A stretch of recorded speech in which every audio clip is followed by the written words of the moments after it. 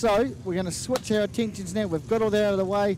We're back in action. We've got Sean and Faye Rice. Remembering they were sitting there. We interviewed them, or Kavy interviewed them, and they were right into it. So fire in the belly. Here we go, folks. We'll finish the top 9 for Group A. We'll give the super boats a run, and then we're in for 3 big top 6 shootouts. Here we go. All right, Sean and Faye Rice, Elite Kitchens, and Sean Rice. This is where the experience of him as a sprint car driver will come to the fore.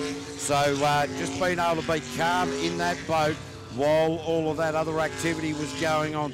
This is the sort of time that Sean Rice can really step up and absolutely shine. Of course, Faye Rice, the aerobatic pilot out of New Plymouth, she'll be sitting there cool and calm as she can while the adrenaline surging through her. And wow, I'll tell you, that bit of a hiatus on the track out there certainly hasn't dented this man's ability, skill or speed. Absolutely not, and they just cruise through that corner there. Coming into the money part of the course now to finish this off. This is going to be a ding-dong time, folks. A 45.908. What a great time, and straight into P1. So that's going to put the wood on the rest of these guys. Just looking down there, waiting for Stewie Latham to come out. Paddy Hayden, the B driver, he's going to have to jump in there fairly quickly. So lots of going on in the pit and paddock area at the moment. Mate, that is just absolute pure class from Sean and Faye Rice. To sit there the length of time they did, soaked it all and come out and then blitz it and go straight into P1. Yeah, fantastic work from the guys from Elite Kitchen. So now it will be Stuart Latham, Kendra Death doing the navigational duties here. For Heron Constructions and Ryko, the boat is called Chaos. We had a chat to Stewie, a very brief chat, and he said he's been running the boat at about 90%, and he's really happy doing that instead of wringing the absolute neck out of it. So Stewie Latham out on track at the moment. The man from Western Australia now makes New Zealand home. And since he's made that change from racing over on the west coast of Australia to coming here, he's really been able to utilise the expertise that is available here in New Zealand, and really, as a driver, has been growing. Even though he's had those 2 years off, you would never suspect it the way that he has been attacking this course here at the NZ Sprint Bowl Meremere. That's right, and that was nearly a brain fade there as he went. He just got a little bit too right. Navigator pulled him back left, and they carried on the right rotation of the track. This is superb, folks, as they swing through there. The animation from the Navigator is superb as they come back through the centre, round the money corner, looking to post a good time, these guys as well. They're going to get a 47.828, and that's going to put them into P3, Kavy. Yeah, that's right. That'll see Stewie getting into that top 6. Big shout out to everybody around the world who has shown concern for Clayton and Mandy. So that is great to see people right around the world watching this very closely on that live stream as well. So now it is Ross Travers with Amanda Kiddo, radioactive. Ross Travers right on the heels of the likes of Ollie Silverton and Sean Rice. So the little boat that could 8 1/4 inch jet unit compared to the 8 1/2 inch jet units that the Group A's have got. But Ross Travers, smooth driver. This will be a great time. He'll really want to get into the mode of come the final top 6. And he's been holding back all day too, Kavy. I mentioned before that Amanda said she felt a bit seasick, so he went a wee bit faster. We haven't had a chance to catch up with him after that, but look at the finesse as he goes down. That's a nice word. The finesse as he goes down the back of the track there. Oh, sorry. Through the centre of the course. Look for this. Look at the drive line. He comes through here. Beautiful line from Super Mario as he goes back up through the middle of the course. Look at him take this nice line.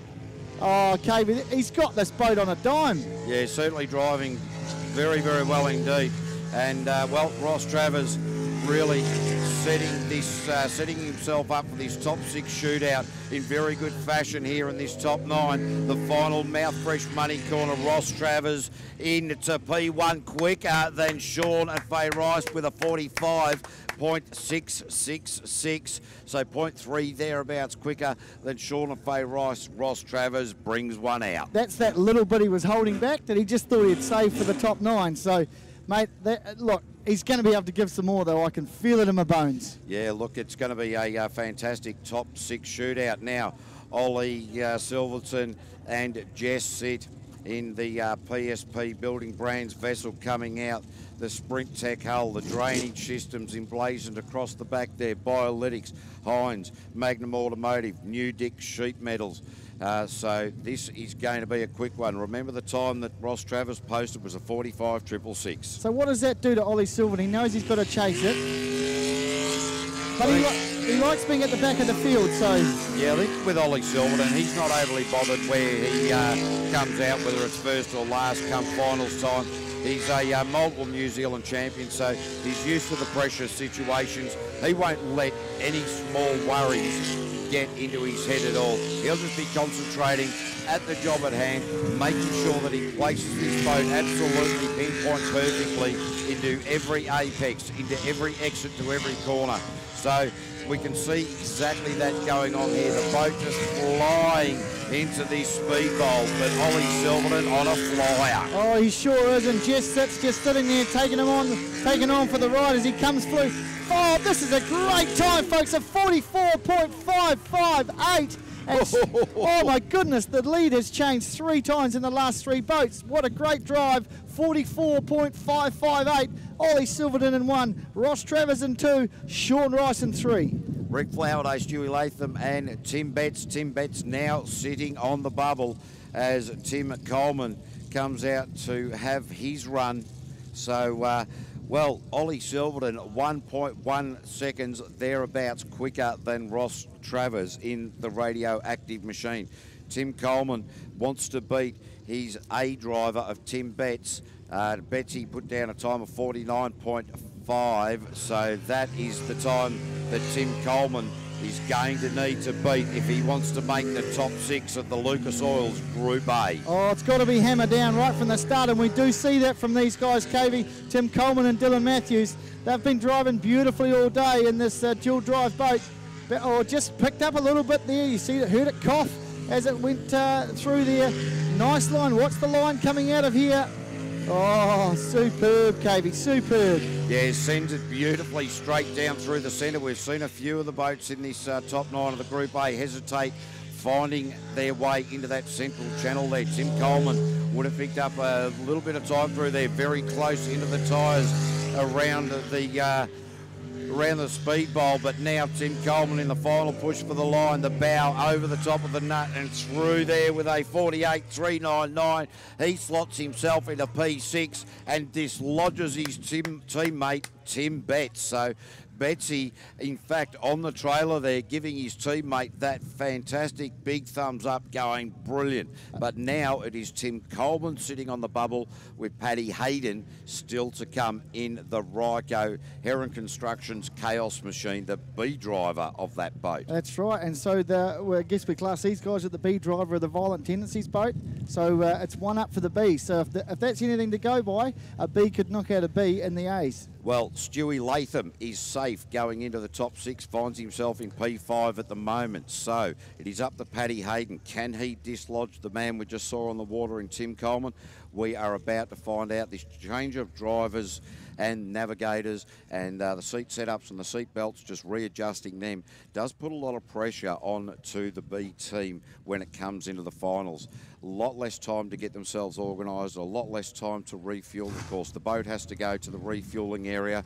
The one advantage, or there are a few advantages of having an A and B driven team, you can set the boat up a lot quicker with the data, with the analysis. You can make joint decisions as to how the boat is going to handle and try to get that done a lot quicker. But the disadvantage, come finals time, the pressure's on. You've got to get in, you've got to get out, you've got to get the Navi out, new one in. So, well, we'll see how Paddy Hayden deals with this one. Some great pictures there coming from the crew from Ctas there, KV, as you see on the big screen there of giving the thumbs up. We're just waiting for Lou to make sure they're all happy. They're all strapped in, ready to go. Paddy's just adjusting the steering wheel there. Gives a bit of a gloves, a bit of a tighten. And look at that, right on cue does Jay did that as well. So, look, talked to Paddy just in that little stoppage we had there, and he was cool, calm and collected. He reckons he's going to give it a bit of a nudge, KV. Yeah, no doubt about that. Paddy Hayden, born racer through and through. Great shots coming through there. You can just see the concentration on both driver and navigator. Blake doing a wonderful job down there. Turning on the GoPro is Paddy Hayden. Just nice and easy. I'll just kick the GoPro off so that I can be Mr. Hollywood. It was just like he had one arm out, and, you know, one arm up, one hand on the wheel sort of style, you know, just out for a Sunday drive. Yeah, fat arming it, that's it. So now Paddy Hayden just lining up to get into that start chute. Now well under starter's orders. Just creeping further forward. Jay Hayden already got the arm out, and away he goes. Paddy Hayden, Stewie Latham in the blue overalls, just down there in front of the commentary tower with the rescue crew, having a very, very close look at what his co-driver, the B driver, is doing. And Paddy Hayden, very wide around that bottom corner, didn't wash off any boat speed, and a hesitation coming back towards commentary. Do you think this is the first time that Jay's actually been telling him she's allowed to tell him what to do and get away with it? I don't know, but wouldn't it be? It's going to be interesting if he does make it in. And of course, we've got the one boat doing 2 positions, so you know that's going to be even faster change, right? So certainly the pressure very well on Jay Hayden, just directing her husband beautifully. Well, a bit of a back off. We haven't seen Paddy do that for a little while. Paddy Hayden is going to make it through into P4, into that top 6. He's thrown Tim Coleman out here. How's it going to look from slowest to fastest going to the top 6? Lucas Oil's Group A, Stuart Latham, Rick Flowerdale, Paddy Hayden, Sean Rice, Ross Travers and Ollie Silverton will make up that top 6. We saw the big fist pump from Stewie there as he came past the commentary box. He's pretty stoked because now he's going to go and, we'll let the music come in, KV.